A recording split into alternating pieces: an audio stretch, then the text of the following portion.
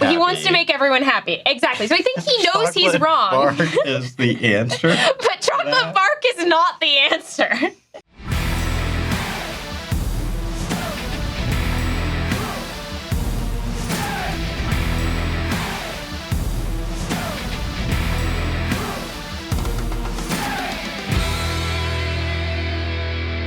Welcome back to Apologists React, since we still have Emily in town. So we're going to do a couple more of these because it was so fun with you. So Emily thought we should react to a scene from The Office.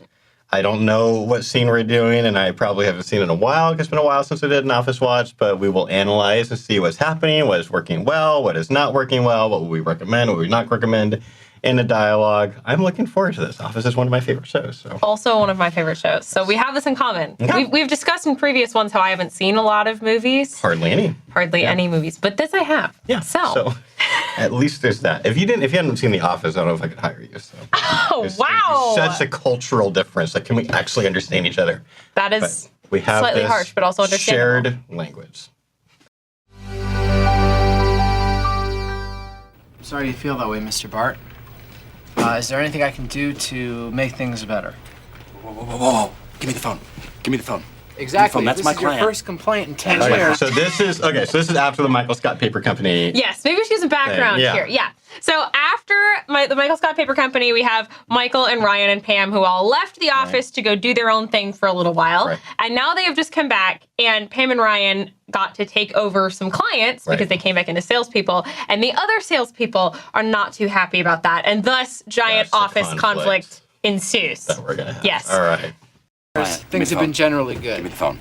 Tell him Dwight Schrute wants to talk to Look, Mr. Bart. Hi, Mr. Bart. At these prices, hey, it's Dwight here. You're not going to find this anywhere else. Dwight Schrute here. Hey, this is already not the mature way to handle this. Yeah, right? No. If you want something from someone else, repeating, give me the phone. Give me the phone. Give me the phone. I'm actually 60 thinking times. more about Ryan. Oh, all right. So what's Ryan doing? Behind the horrible hair. No, like the fact that he's just completely ignoring what the other person is saying. Like, that's so rude. Just to be like, I'm just going to pretend like the super loud, obnoxious thing is not happening. That's true, but Ryan is also actively on the phone. True. With someone he shouldn't be on the phone. Okay. It's his client. Conflict. It has now become Ryan's. If he's on the phone. Okay. If you're in Ryan's shoes, though, and you can, obviously the client can hear Dwight. That's and true. The client knows Dwight. So this is such an awkward situation for the client. Like at this point, like you've got to I'm sorry, I'm gonna have to call you back or something. That would be the better move. Okay, so and we put more the phone mature. down. Yes, and deal with one conflict before you deal with the other conversation. Then maybe Dwight could feel heard. We could find some common ground. It wouldn't be very funny though. That's true.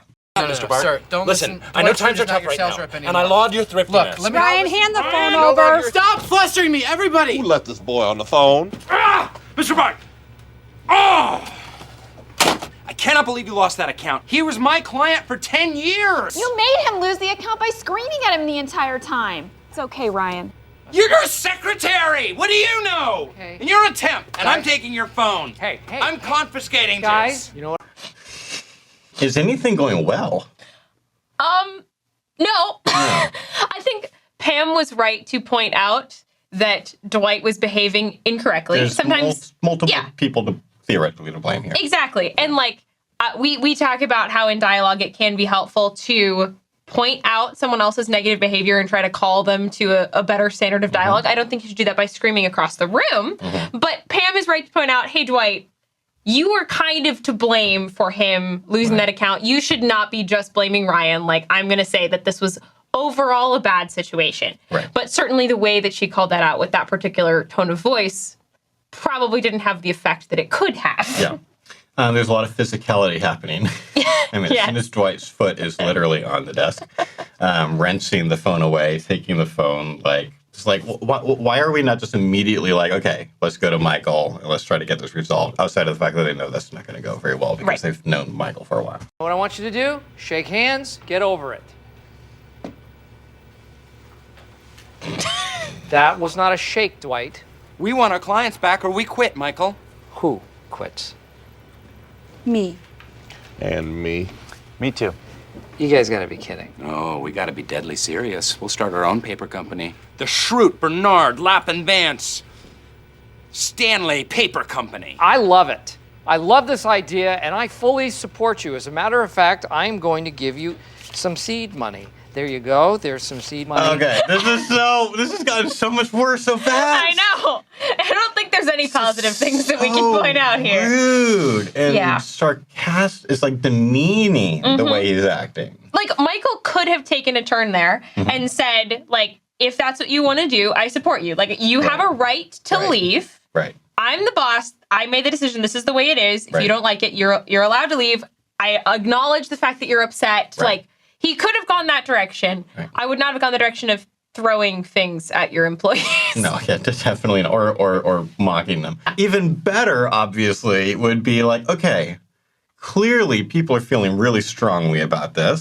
There's a big disagreement here. Let's, like, if there's any time to go to the conference room and have, like, this would be it. Like, if you know anything about The Office, Michael likes to call conference room meetings all the time when they're not relevant. When no one else wants to go. Only he wants to do it. And now he's just like, okay, just like instantly you guys can leave, even though they're just threatening to do this exact same thing that they did 4 episodes ago. Or exactly. Whatever. This would be the time to bring everyone together and say, let's hear the multiple sides. Let's figure out what we can do to work together. Right. I acknowledge that you're upset. I acknowledge your right to leave. Right. Like I can't imagine that Michael saw this conflict coming. It was gonna happen. Right. But I don't think that he thought ahead that this is going to be a thing. It's like, this is like a surprise, right? And so, like, if our employees had, like, suddenly, like, bring up an issue that, like, I didn't see coming, it's like even more time, like, okay, let's stop everything and let's really, like, try to figure this out.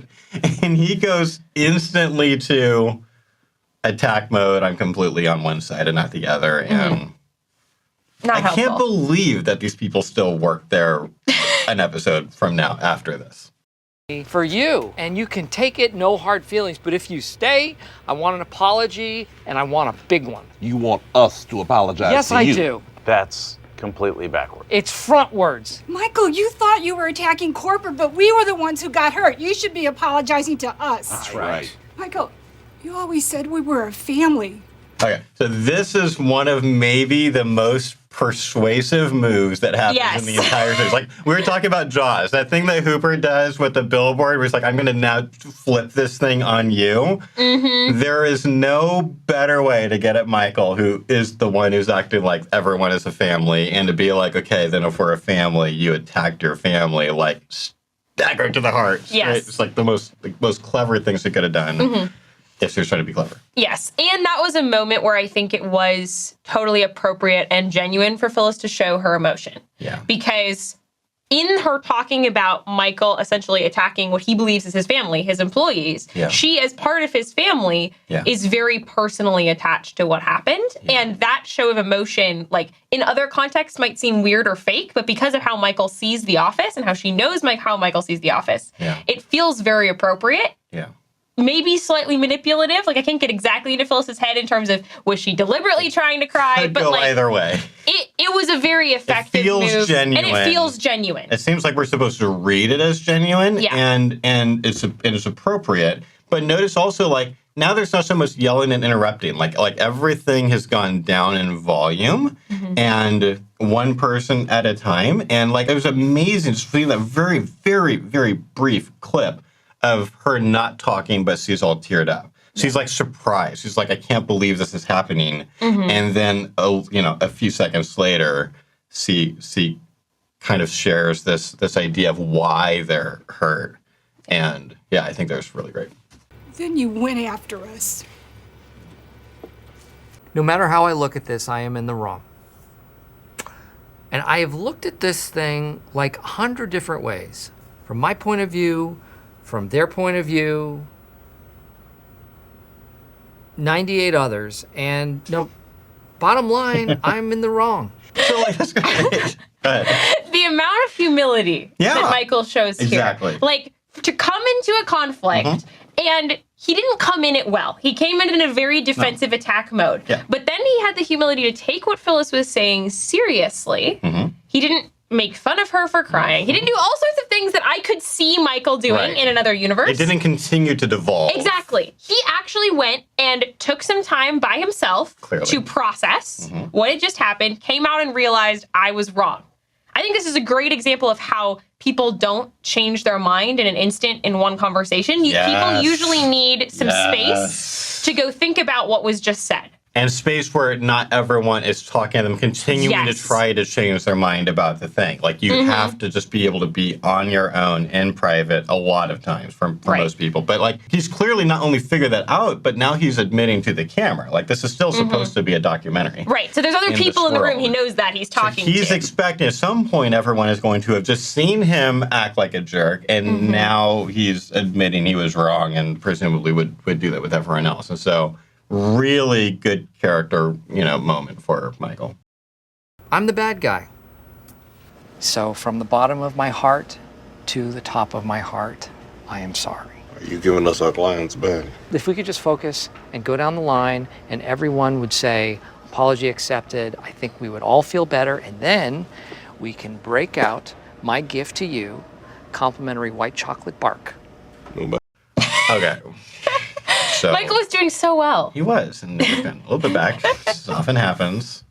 Like, obviously, it's like he's intentionally trying to distract them from the real issue. He is intentionally trying to distract them from the real issue. So this doesn't make super sense to me. Because he knew he was wrong, right? Like, did he only act... Does he think he's doing the right thing here? Like, is he in his mind like, I'm doing such a nice thing, I'm going to give them free chocolate bark? Or is it like, I don't want to make the change that should happen if I'm wrong, and so I'm not going to go all the way there. I'm not going to try to make it completely right. I think it's the latter, also because he realizes the other implications of what he did. Like, the whole previous story arc with the Michael Scott Paper Company has now created the situation where Pam and Ryan are salespeople. Yeah.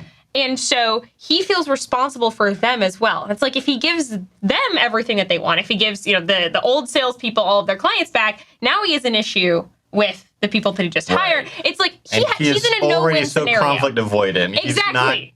He's going to want to find a way to make everyone happy. He wants to make everyone happy. Exactly. So I think he knows he's wrong. Bark is the answer. But chocolate bark is not the answer.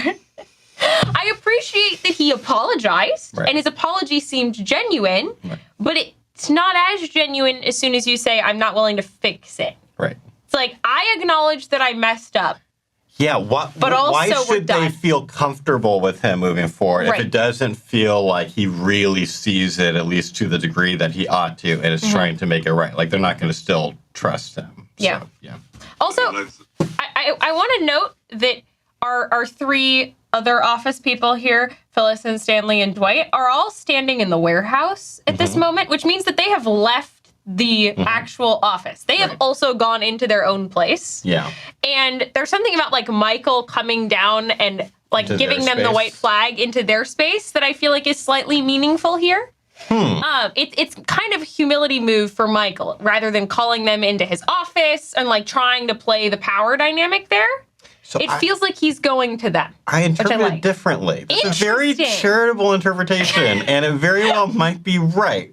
But I'm thinking he just wants to be able to just talk to this side without Pam and Ryan hearing. And Pam and Ryan are upstairs still. And so, like, I'm going to try to, like, get peace with everyone. And then eventually everyone can, be together again. That's probably a more accurate interpretation. Fixed. But I'm trying to give Michael the benefit of the doubt. They wouldn't make it unless people liked it.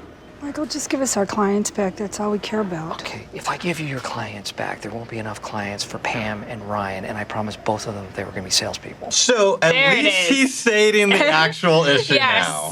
There's, that's helpful in a dialogue. Make clarity. Bring out, exactly. We want clarity. So?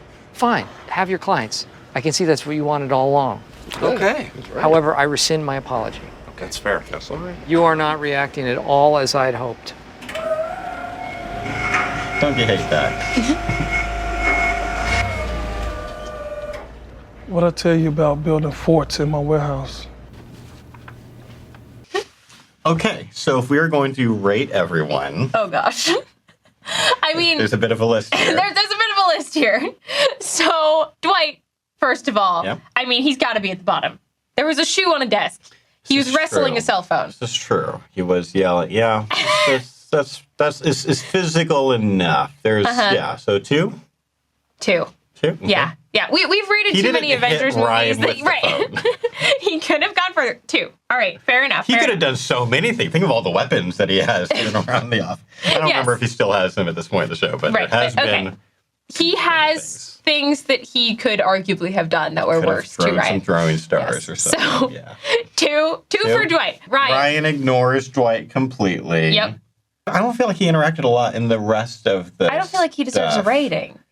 He didn't do much. Does he not get a rating? Okay, fine. You did at least one bad thing. Yes, okay. He did one bad thing, but also he was distracted. He was stressed in that moment, trying to deal with multiple things. things. Figured this out before. So I'm going to give him like a 4. That's what I was going to think. So interesting. It's almost like we should be like secretly writing. I know, we should. Compare him, but. All right. Okay, so Phyllis. Phyllis was arguably really good. I mean, she's a little snarky near the end in the final warehouse scene, but I would say... she did a little bit of yelling in the very beginning that probably only raised the tensions, but besides that, I think she was pretty great. I'm going to give her like a 6 or 7. I think 7. 7? Yeah. All right. I think by far the best behaved of anyone here. If anyone helped resolve the conflict, it was her. Yes. By being able to figure out the way to persuade. Because like we talk about persuasion, like people are complicated. Different kinds of things will persuade them. So like in the pro-life debate, like some people we've seen change their mind because we made a really good philosophical argument. There's some people I've seen change their mind just because they saw a graphic image, which is not the way that a lot of other people react when they see a graphic image. Which just means like all these different, like people are complicated. Sometimes it's stories. And like they hear a really emotional story from either side. And like that's the thing that gets them because they're very kind of like more like emotionally motivated and really caring about the people that they've like connected with. Like there's just all these different things. And she knew the way to persuade Michael. It wasn't going to be yelling. It wasn't going to be threatening anything. It was bringing something he really cared about. Right. And showing him how his behavior was contradicting that. Right. Which is like when I talk on stage about Megan Phelps Roper, who left Westboro Baptist Church. Like this was like one of my big takeaways from her stories. Is the reason that she left was because there were a couple of people on Twitter that figured out the way to get to her. And the way to get to her in that case was to be using Bible verses that very clearly contradict what their behavior was and be like, how does this work? How does it make sense to say in one verse, you know, we should be praying for our enemies, but then you guys are like literally praying for American soldiers to die in Iraq. Like that doesn't seem like that works. And like that internal contradiction, eventually she could only live with one of those things. And so like that was people on Twitter being like, hey, what is going to work for her? Because some of those people do not believe in the Bible that we're making those arguments. And which is super interesting. But they're like, even still. That's what she needs. That's what she needs. And that's what Phyllis did. Anyway, okay, so who else? So Michael. Okay, Michael started out at like bag. a 2.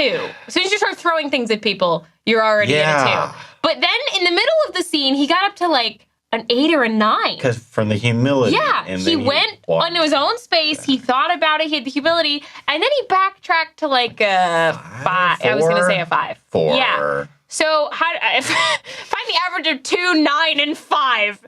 We're back at 5. Sure, we can give him a 5. Or just say he's had quite the journey. Yes. I don't think Pam deserves a rating because I don't feel like she did anything. She yelled a good point across the room, but she yelled it. So Stanley didn't really. I think so. Stanley didn't raise his voice, and when he spoke, I felt like he was just very direct and to the point, which sometimes can be very helpful, especially if everyone is also yelling a lot. I thought if anything, he was. Even though generally, you know, like in my style of dialogue, there is a lot of beating around the bush sometimes, but in this case, that seems like that was overall helpful. So 6. 6. 7? That's fair. That's fair. Is there anybody else? Andy. Oh, Andy. Andy also didn't talk terribly much. He didn't do much. I don't feel like he did anything that was really unhelpful, particularly unhelpful. I think he and Stanley are kind of in that category of like. Quality. They mostly kept their mouths shut, which in this case was helpful because you can have too many cooks in the kitchen trying to scream all at Michael at the same time. And so you got to let there be a leader. Wouldn't have picked Dwight as the leader of the first part, but that's okay. Dwight and Phyllis did the heavy lifting. The other two kind of stayed back, which I think is a wise move. Yeah. So if you would like to function better than characters of The Office in your dialogues, then we have an online course for you that goes into practical dialogue tips as well as pro-life arguments. It's at equipcourse.com. We have a coupon code for you that we'd love for you to use, and we just want to see more people having good conversations. And so hopefully you will use that to go and then do that in your life, because if more people were having more good conversations, then the world would be a lot better place. Accurate.